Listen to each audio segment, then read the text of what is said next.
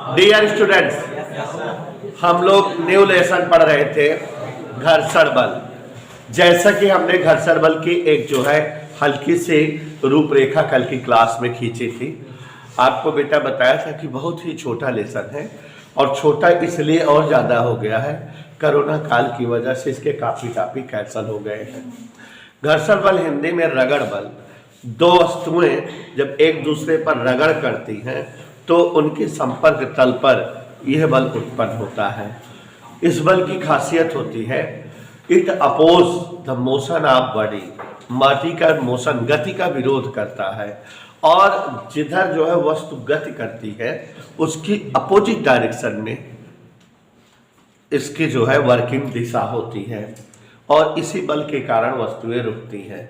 कल की क्लास में अनुज जी समझाए थे कि जब कोई ठोस किसी दूसरे ठोस पर फिसलता है तो दोनों के संपर्क तल पर उत्पन्न हुआ वह बल जो वस्तु की गति का विरोध करे और जिसकी दिशा वस्तु के गति के दिशा के विपरीत हो और जिस बल के कारण वस्तु रुक जाए, फ्रिक्शन फोर्स या घर्षण बल कहलाता है।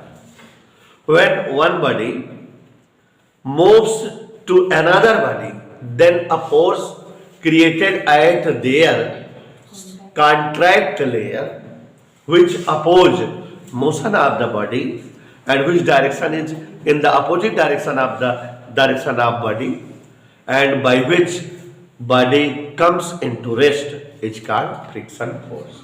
ठीक है, कल आपको फिगर बना करके दिखाए थे बेटा, अगर सभी लोग को याद हो कि अगर यहां पर बेटा कोई एक ठोस हो, if it is a ठोस solid and another solid is placed on it, इस पर कोई दूसरा ठोस ऐसे रखा हुआ एम मास का, तो इसका वेट किधर वर्क करता है? नीचे की ओर एम जी। ठीक है, मतलब ये बॉडी जो है एम जी बेज से दबाती है मेज को, एक्शन करती है मेज पर और जो है मेज इस पर रिएक्शन करता होगा, इस पर जो है रिएक्शन फोर्स लगता होगा ऊपर की ओर, दोनों एक दूसरे को बैलेंस करते हैं।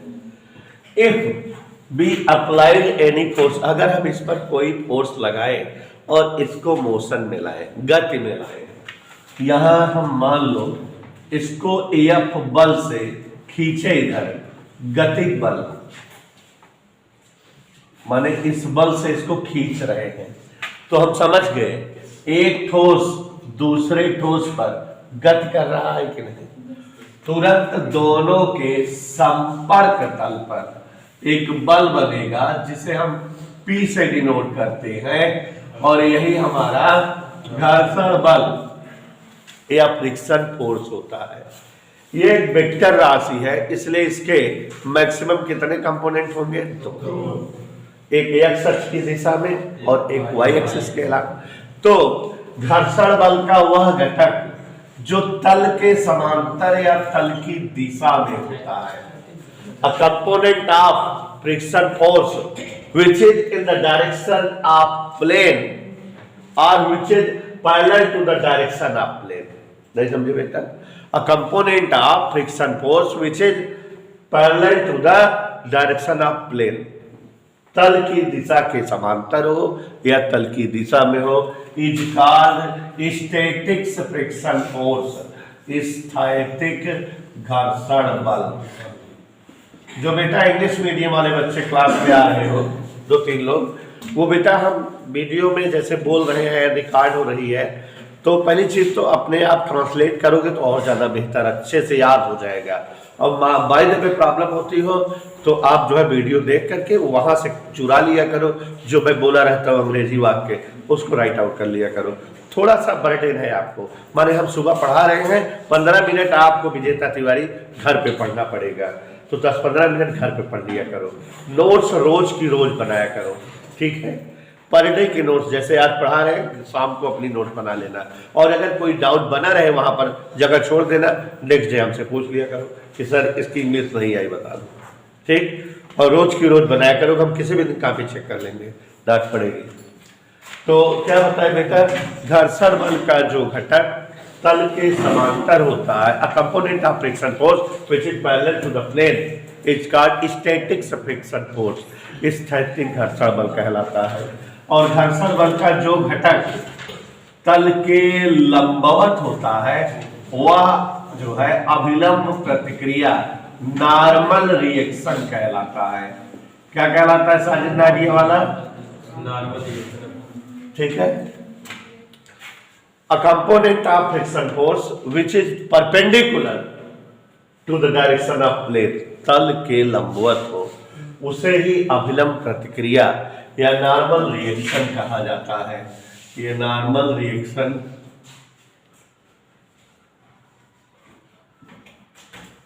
और ये बेटा static friction force.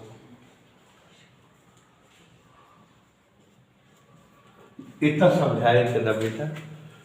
Normal reaction वस्तु के भार को बैलेंस करता है, अभिलंब प्रक्रिया द्वारा वस्तु का भार संतुलित होता है, जबकि स्टैटिक घर्षण बल वस्तु के गति को संतुलित करता है।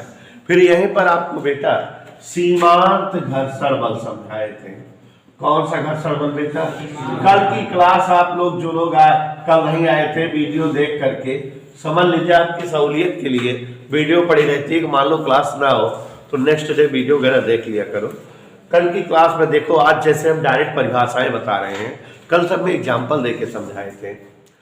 तो सीमांत घर्षण बल याद करो, वही जो मैं गति वाला बताया था अपनी। स्थैतिक घर्षण बल का वह अधिकतम मान जबकि वस्तु गति में बनी है, ठीक है ना। Maximum value of static friction force in which body is in the motion is called सीमांत घर्षण बल। इधर क्लियर क्या कहलाती है? सीमांत घर्षण बल। ओके। फिर उसके बाद सीमांत घर्षण बल के हमने आपको 3 नियम बताए थे। क्या है बेटा? पहला बताए थे कि सीमांत घर्षण बल क्षेत्रफल पर निर्भर, तल की प्रकृति पर निर्भर, और स्थैतिक घर्षण बल अभिलंब प्रतिक्रिया के समानुपाती। Fs प्रोपोर्शनल R, Fs बराबर म्यूएस R, म्यूएस बराबर Fs अपान R। और ये म्यूएस क्या था? स्थैतिक घर्षण गुणांक, कोएफिशिएंट। परिभाषा बन गई थी सीमांत घर्षण की अवस्था में स्थैतिक घर्षण बल और अभिलंब प्रतिक्रिया का अनुपात स्थैतिक घर्षण गुणांक। ऐसे आपको दिखाए थे Fs प्रोपोर्शनल R, तो Fs equal mu s R, mu s equal Fs अपान R, यही था ना। तो कैसा डेफिनेशन बोलोगे?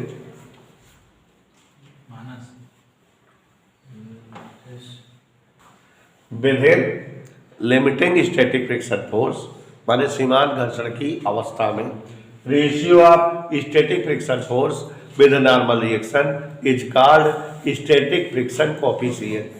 समझ है बेटा? और यहाँ आपको बताए थे कि स्टैटिक फ्रिक्शन फोर्स और नॉर्मल रिएक्शन, स्थैतिक घर्षण बल और अभिलंब प्रतिक्रिया का परिणामी ये वाला बल है, और ये इसके साथ जो कोण बनाता है उसे ही हम घर्षण कोण कहते हैं। तो डेफिनेशन बनती है क्या?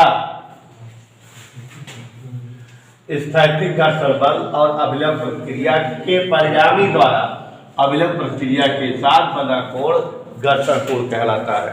डेफिनेशन बोलोगे, an angle subtended in between resultant of static friction force and normal reaction with a normal reaction is called static friction angle। ठीक है ना बेटा? और अब जो है इसमें और इसमें एक रिलेशन बताए थे, म्यूएस इक्वल tan थीटा है। स्टैटिक घर्षण गुणांक घर्षण कोण की टेंजेंट के समान होता है। कल बताए थे बेटा घर्षण बल कितने प्रकार के होते हैं? 3। कौन कौन? स्थैतिक घर्षण बल, गतिक घर्षण बल काइनेटिक फ्रिक्शन फोर्स, और रोलिंग फ्रिक्शन फोर्स, ठीक है, लोटनिक घर्षण बल। और आपको वहां पर समझाए थे बेटा कि सबसे ज्यादा वैल्यू स्टैटिक की होती है, सबसे कम रोलिंग। कारण बताओ, क्वेश्चन कुछ एक आध तो समझाए थे। अब बच्चों, जब अगर वस्तु और तल के बीच लगे घर्षण बल के कारण वस्तु विराम में हो जाए, रेस्ट में आ जाए, तो घर्षण बल स्टैटिक घर्षण बल होता है। और अगर वस्तु गति में बनी रहे तो वो गति घर्षण बल होता है। और अगर वस्तु लुढ़कते हुए गति कर रही है तल पर, तो तल और वस्तु के बीच लोटनी घर्षण बल होता है। इधर क्लियर बेटा? और आपको एक्सप्लेन किए थे कि जैसे ये सारी परिभाषाएं स्टैटिक की हैं, वैसे सारी परिभाषाएं गतिक की होंगी। जहां जहां यस लिखा है वह के, ठीक है?